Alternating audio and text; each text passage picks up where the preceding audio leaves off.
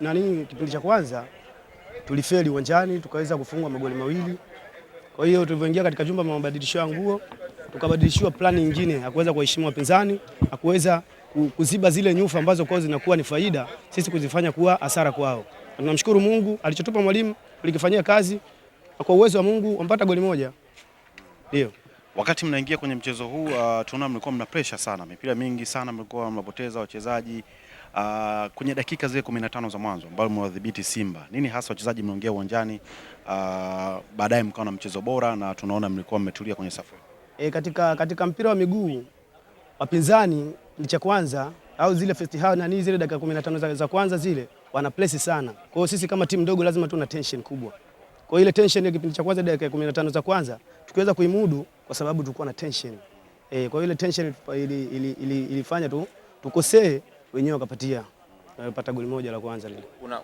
Una kirete ama unakilinganisha leo, unajijaji vipi kiwango chako golini pale hilo dhidi ya Simba? Mimi najisikia vizuri kwa kile nilichokionyesha na mwalimu alichonipa. Kwa uwezo wa Mungu namshukuru Mungu sana. Namshukuru Mungu sana kuonyesha kitu kama hichi siku hii ya leo. Unaamini umetoa 100% ya uwezo wako leo? Naamini kwa 100%. Najiamini kwa kile nilichonipewa na mwalimu. Leo nimekifanyia kazi na kila mtu ameona. Wakati mnapanda gari mnasafiri kuja kucheza na Wekundu Msimbazi Simba, kama golikipa, mchezaji gani ambaye ulikuwa na hofu naye kusema kwamba leo nikiwa golini basi akiwepo uwanjani shughuli kidogo itakuwa?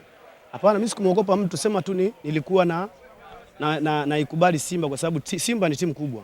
Sisi ni timu ndogo sana yani. Kwa hiyo mimi nilikuwa naamini kila mchezaji ambaye atakayeanza katika timu ya Simba ni best performance. Kwa hiyo mimi nikikutana naye katika pitch inabidi nijiandae kwa sababu yeye ana experience kubwa. Mimi na experience ndogo sana.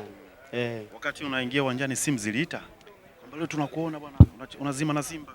Simu ziliita. Simu ziliita. Na imani wengi wameona kile ambacho alichokuwa anapigia simu kwamba waamini kwamba mimi naweza, basi na kweli nimewaaminisha kwa uwezo wa Mungu, wameona. Ndio. Kila la heri. Asante sana.